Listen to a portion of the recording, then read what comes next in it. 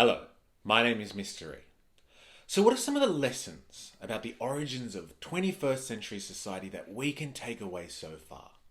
It can be said that compared to our feudal origins, we now live in a liberalised world, a world full of freedoms, but not one of freedom. This liberal world was spurred on by the bourgeois, the townspeople who took the world from kings and nobility.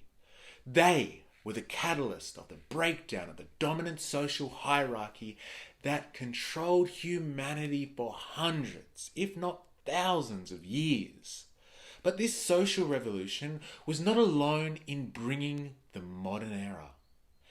It was also spurred by a great technological transformation from the agrarian age to the industrial. They weren't mutually exclusive factors by any means. The centre of this industrial revolution took place in towns and cities. And so, it is clear that there is a direct and inextricable relationship between the urbanisation of the world and modern life. It is middle-class urban life that defines the dreams and the standards for life here in the 21st century. But as ambitious as humankind was in entering into this brave new world, it could not shake the need for oppression in order to function. For it is exploitation that truly makes the world go round. Exploitation of both nature and people.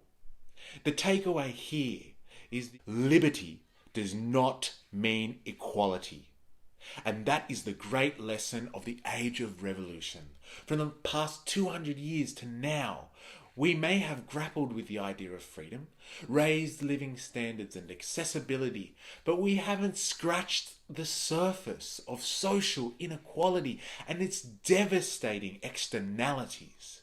And now, more than for any generation before us, there is much work to be done before the insatiable propensities of inequality coupled with technological progress destroys all of which we cherish. My name is Mystery. For reasons unknown, I have been thrown back into the past almost 100 years, and this is my story. Liberty does not ensure equality. Democracy does not ensure freedom. Technology does not provide security. These are some of the realizations that need to be made in order for society to progress beyond the limitations of its current state of mind, to expand our vision beyond delusion and to one that perceives reality for what it is. Bourgeois, urban, middle-class society is one based around the ideas of property, especially private property. Basically, in this world, you can own things as an individual, and there are securities in place that are assured by the state to protect your right to have them to the exclusion of others. These individualist ideals form the basic declarations of bourgeois culture that conquered the world. This conquest was one under the guise of freedom, not of free people, but of freedom to acquire, own, and accumulate one's own wealth and power, and with that, the freedom to move throughout social hierarchies unrestricted by bloodline or religion.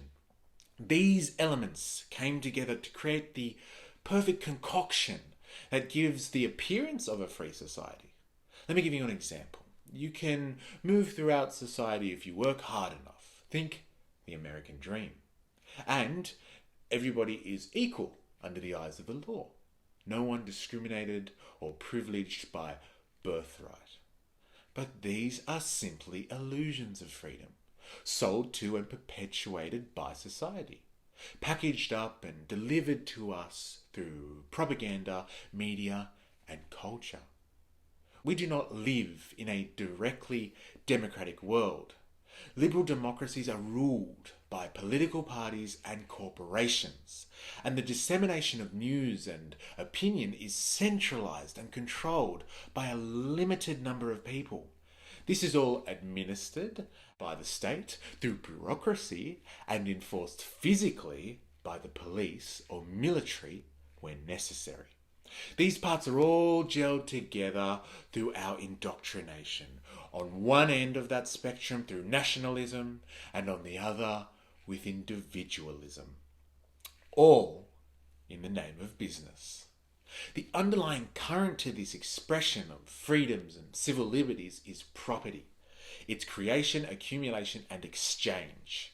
The merchants who took the world from monarchs created one that would allow them unconstrained access to the world's resources, both human and natural, but in a way more cleverly than any other ruling elite before them, by means of stealth, not direct control. So today you never really know what's going on, who's in charge, who's making the calls. We don't have kings or one evil dictator to point our societal discontent at. And so, because we take part in social exchanges, democratically, monetarily, we believe we are autonomous, that these exchanges will allow us to make a difference. In theory they should, but there is no such thing as a free market, and there is no direct democracy. This is the trick of modern society. A faceless ruling elite, no one to blame, working in the shadows, while the costs of unbridled inequality tear humanity and the planet to pieces. But where does it go from here? Is there something beyond middle-class society? If you subscribe to the ideas of climate change and social inequality, then it is not a stretch for you to know that these are the results of things linked to the industrialization of the world and the proliferation of bourgeois culture. As inequality expands more and more and technological achievement continues to destroy the planet, great questions must be asked. Like those of the Enlightenment that spawned the age of revolution and brought the end of feudalism and the agrarian age, we must ask our own great questions here in the 21st century. Is there a better way to organize society? Expand on its positives, mitigate or reverse its negatives. Who is going to ask these questions, and who is going to search for the answers? I am, you are, we are. How? It's a mystery.